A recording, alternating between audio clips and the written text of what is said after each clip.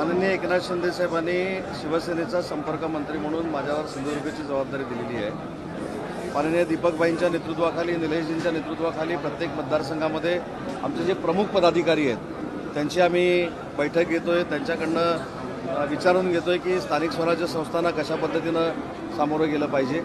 आजही आमची भूमिका महायुती करूनच लढण्याची आहे, परंतु जर काय पाठीपुढं झालं तर प्रत्येक मतदारसंघामध्ये आमचा उमेदवार असला पाहिजे आणि तो ताकदीचा असला पाहिजे आणि कुठच्याही परिस्थितीमध्ये महायुती झाली तरी भगवा आणि युती नाही झाली तरी भगवा अशा पद्धतीची रणनीती असली पाहिजे।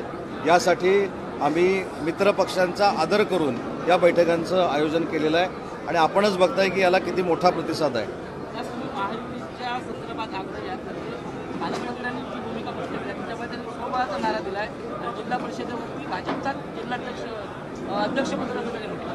शेवटी प्रत्येकाला, प्रत्येकाच्या कार्यकर्त्यांना ताकद देण्यासाठी हे बोलावं लागतं। युतीचे अधिकार हे ना त्यांना आहेत ना मला आहेत। मला असं वाटतं की महायुती होणार की नाही हे ठरवणार माननीय देवेंद्रजी, एकनाथ शिंदेसाहेब आणि अजितदादा, परंतु मैत्रीपूर्ण लढतीचं देखील मी ऐकलेलं आहे। त्याच्यामुळे आम्ही दोन्ही गोष्टीला तयार आहोत असं काही नाही आहे।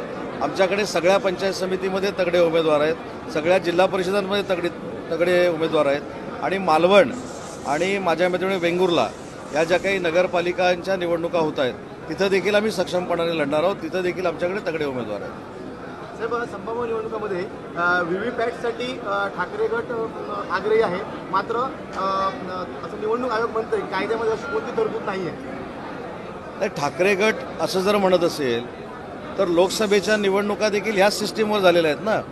त्याच्यामुळं खरं स्वाभिमान असेल तर त्या निवडून आलेल्या सगळ्या खासदारांना त्यांनी राजीनामा द्यायला सांगितलं पाहिजे।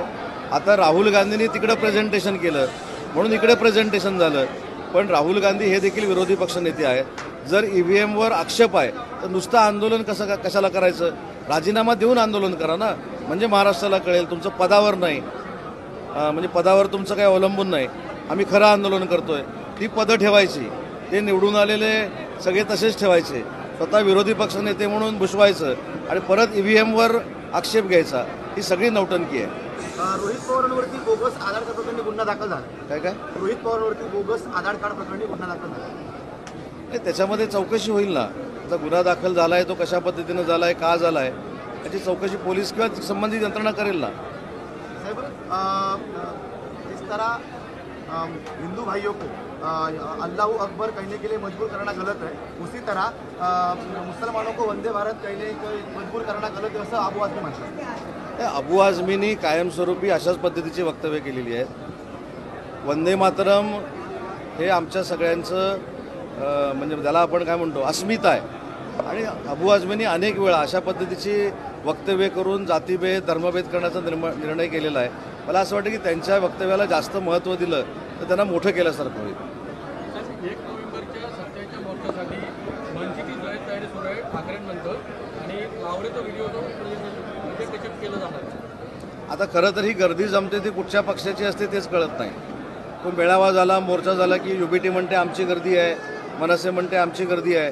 त्यापर्यंत 1 तारखेचा मोर्चा काय तो होऊ दे, पण त्याच्यावर मी एकच महत्त्वाची गोष्ट सांगतो, आपण देखील सगळे मतदार आहात। एखाद्या मतदार यादीमध्ये जर आक्षेप असेल तर तो काढून टाकण्यासाठी वेळ दिलेला असतो, ती नोटीस देखील जारी केलेली असते, पण काही लोकांना मतदार याद्या बघायला वेळच नाही कारण ते कार्यकर्त्यांवरच मोठे झालेत। तर आज कुठेतरी फेक नरेटिव्ह सेट करण्यासाठी हे सगळे मोर्चे बिरचे होत आहेत, परंतु याचा काही उपयोग होणार नाही।